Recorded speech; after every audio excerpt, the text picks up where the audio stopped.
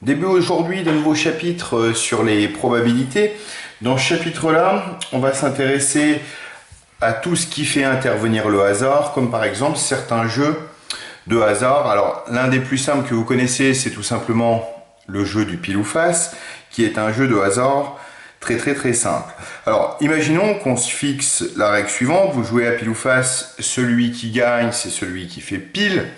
Vous allez me dire, j'ai une chance sur deux de gagner, de faire pile.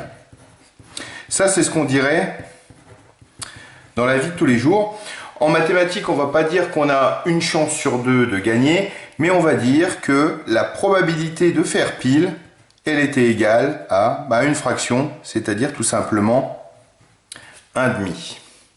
Alors on pourrait prendre un autre exemple de jeu de hasard. Un autre jeu de hasard, il s'agit du dé classique à 6 faces.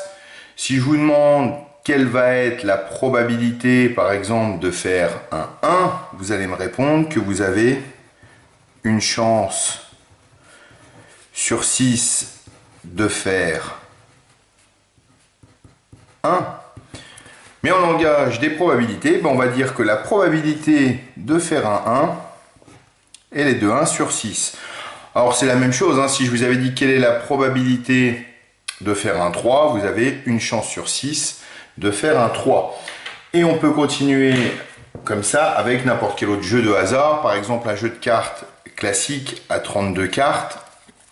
Si je vous dis par exemple quelle est la probabilité de tirer le valet de cœur, vous avez une chance sur 32 de tirer le valet de cœur, c'est-à-dire que la probabilité de tirer le valet de cœur est de 1/32e.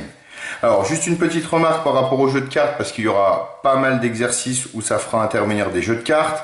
Les jeux de cartes, il faut en connaître leur constitution. Vous avez roi, dame, valet, 10, 9, 8, 7, 10 et as. Et un autre mot de vocabulaire qu'il faudra faire très attention. Dans un jeu de cartes classique, vous n'avez pas deux couleurs. Les couleurs, c'est pas le rouge et le noir. Les couleurs, c'est pique, cœur, carreau et trèfle. Voilà. Alors, dans cette leçon-là, les calculs ne sont pas très compliqués, mais il y a un petit peu de mots de vocabulaire à connaître. Alors, comme le hasard, il n'intervient pas que dans des histoires de jeux, les jeux de hasard, ils rentrent dans une famille un petit peu plus grande qu'on appelle celle des expériences aléatoires. Alors, c'est ce que je vous dis dans la première définition. On dit qu'une expérience est une expérience aléatoire lorsqu'elle comporte plusieurs issues possibles. Alors les issues possibles, c'est ce qu'on appelle les résultats, et que l'on peut répéter dans les mêmes conditions et que l'on ne peut pas prévoir avec certitude leurs résultats. C'est-à-dire que vous avez à faire une expérience aléatoire où, quand vous commencez cette expérience-là, vous ne pouvez pas être sûr du résultat avant de l'avoir fait. Alors, je vous demande un exemple d'expérience aléatoire. On va prendre l'exemple du dé. Il va nous suivre tout le long du chapitre parce que c'est un exemple assez classique. Alors, par exemple, le lancer de dés à 6 faces équilibré. Alors, on précise équilibré pour la simple et bonne raison, c'est que ça signifie que le dé, il n'est pas truqué, parce que s'il était truqué, ça ne serait pas une expérience aléatoire qui dépendrait du hasard. Alors, on vous demande également les issues de cette expérience aléatoire, c'est-à-dire quels sont les résultats possibles lorsque vous lancez un dé. Les résultats possibles, c'est soit vous faites un 1, un 2, un 3, un 4, un 5 ou un 6. Donc, les issues, 1, 2, 3, 4, 5, et 6 sont les issues de cette expérience aléatoire. Si on avait gardé l'exemple du pile ou face, les issues possibles, ça serait pile et face. D'accord? Si on avait pris comme expérience aléatoire, choisir au hasard une carte dans un jeu, des issues possibles, il y en aurait 32 différentes, ça serait les 32 cartes différentes du jeu. Alors, qui dit expérience aléatoire ou dit jeu dit qu'il y a des règles à suivre. Alors les règles en probabilité, plus généralement, c'est ce qu'on appelle les événements et c'est la définition d'en dessous. Un événement est un ensemble d'issues. Si l'événement comporte une seule issue, on dit que cet événement est élémentaire. Alors, On lance un dé bien équilibré à 6 faces. Voici le jeu qui nous intéresse. Alors on pourrait très bien fixer comme règle pour gagner, il faut que j'obtienne une face paire. Par exemple, on pourrait fixer aussi comme règle, obtenir 5 ou 6 pour gagner. Ces règles du jeu qu'on fixe, c'est ce qu'on appelle des événements. Alors par exemple, un événement, ça se note toujours entre guillemets, c'est obtenir une face paire. Dont les issues sont. Donc finalement, si la règle du jeu c'est ça, quelles issues vont permettre de gagner? Donc obtenir une face paire sur un dé, c'est soit vous avez fait un 2, soit un 4, soit un 6. Donc les issues de obtenir une face paire, c'est les faces 2, 4 et 6. Et on vous dit, deuxième définition, un événement élémentaire, c'est un événement qui ne comporte qu'une seule issue pour gagner. On pourrait très bien se dire que un événement élémentaire, c'est obtenir la face 5. Ça, c'est ce qu'on appelle un événement élémentaire. Pourquoi? Parce qu'il n'y a qu'une seule issue qui permet de gagner, c'est faire la face 5. Donc voilà les petits mots de vocabulaire qu'il faut connaître. On ne parle pas de jeu de hasard, on parle d'expérience aléatoire et on parle d'événements et d'événements élémentaires quand il n'y a qu'une seule issue qui permet de gagner. Alors tout ça nous permet de calculer donc des probabilités. Donc c'est-à-dire on en arrive à la propriété qui est juste en dessous dans le grand 2, le calcul de probabilité. Alors, dans la propriété, je vous dis, à chaque issue d'une expérience aléatoire, on associe un nombre qui évalue le caractère probable de celle-ci.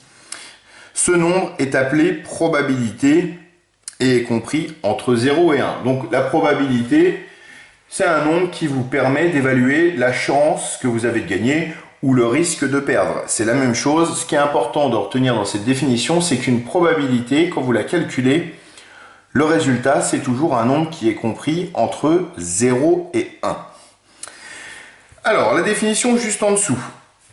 On vous dit, si lors d'une expérience aléatoire, toutes les issues ont la même probabilité, on dit qu'il y a équiprobabilité. Si on regarde bien l'histoire du dé, la probabilité d'obtenir un 1, c'est 1 sur 6. La probabilité d'obtenir un 2, c'est 1 sur 6, etc. pour toutes les faces. Donc chaque issue que vous avez lors du jeu de dés, vous avez une probabilité de 1/6 de l'obtenir. Donc ici, on dit qu'il y a équiprobabilité. Même chose pour le pile ou face. Si vous lancez la pièce, vous avez bien une probabilité de 1,5 de faire pile et une probabilité de 1,5 de faire face. Les deux probabilités sont égales. On dit qu'il y a équiprobabilité. Alors, dans l'exemple juste en dessous, dans le jeu du pile ou face, chacune des faces a une probabilité de 1,5. C'est ce qu'on vient de dire. On peut donc dire qu'il y a équiprobabilité. Équiprobabilité. Et puis, si on regarde un deuxième jeu, je vous dis, cette fois-ci, on tire une balle dans un sac contenant une balle rouge et 2 balles bleues. Alors, la probabilité de tirer une balle rouge, donc il y a 3 balles dans le sac, mais il n'y en a qu'une de rouge, donc elle est de 1/3. La probabilité de tirer une balle bleue est de 2/3, puisqu'il y a 3 balles dans le sac, mais il n'y en a que 2 de bleu, donc 2/3. Alors ici, la probabilité de rouge et de bleu ne sont pas égales, il n'y a pas équiprobabilité.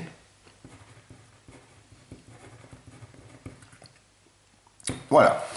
Alors, pourquoi regarder ça? Parce que quand il y a équiprobabilité, il y a une propriété très pratique qui permet de calculer des probabilités. Et en fait, c'est ce qu'on fait assez naturellement dans cette propriété. Alors, la propriété, elle vous dit la chose suivante. Soit E, un événement d'une expérience aléatoire, dans un cas d'équiprobabilité, la probabilité de l'événement E, c'est, alors P de E, ça veut dire probabilité de l'événement E, c'est nombre d'issues favorables à E divisé par nombre d'issues totales. Alors vous allez voir que c'est ce que vous faites tout le temps en fait quand vous calculez des probabilités. Alors dans l'exemple juste en dessous, je vous dis, on lance un dé bien équilibré à 6 faces, E, c'est l'événement obtenir un nombre pair et F, l'événement obtenir un nombre supérieur ou égal à 3. Alors, sur mon D, il y a 6 faces en tout. L'événement E, c'est obtenir un nombre pair. Sur un D, combien il y a de faces paires? Il y a la face 2, 4 et 6. Ça me fait donc 3 faces paires sur 6. J'ai donc une probabilité de 3/6 d'obtenir une face paire. Comme c'est une fraction, on n'échappe pas à la règle. Il faut toujours être sûr qu'on la donne sous sa forme irréductible. Donc la fraction 3/6, on la simplifie. C'est 1,5. Donc sur un lancer de dés, il y a une probabilité de 1,5 d'obtenir une face paire, c'est-à-dire une chance sur 2. Si on regarde le deuxième événement, quelle est la probabilité d'obtenir un nombre supérieur ou égal à 3? Donc il y a toujours 6 faces sur mon dé. Les nombres supérieurs ou égaux à 3 sur un dé, c'est 3, 4, 5 et 6. Il y a donc 4 chances d'y arriver.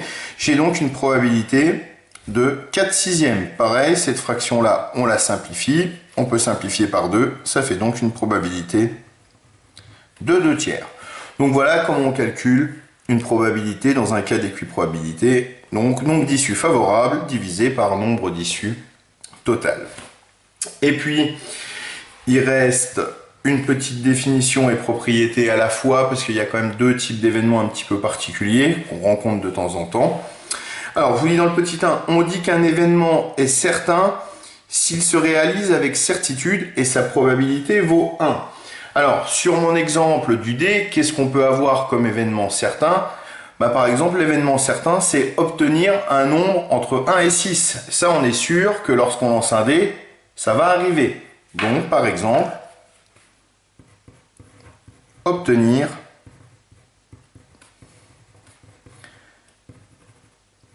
une face entre 1 et 6. C'est ce qu'on appelle un événement certain. Et la probabilité de ça, on est sûr que ça vaut 1. Ça vaut 6 sur 6, donc 1.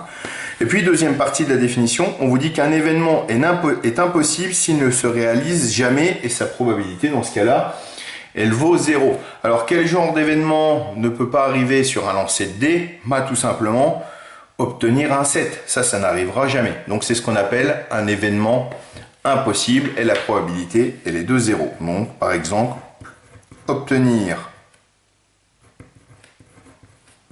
la face 7 est un événement impossible.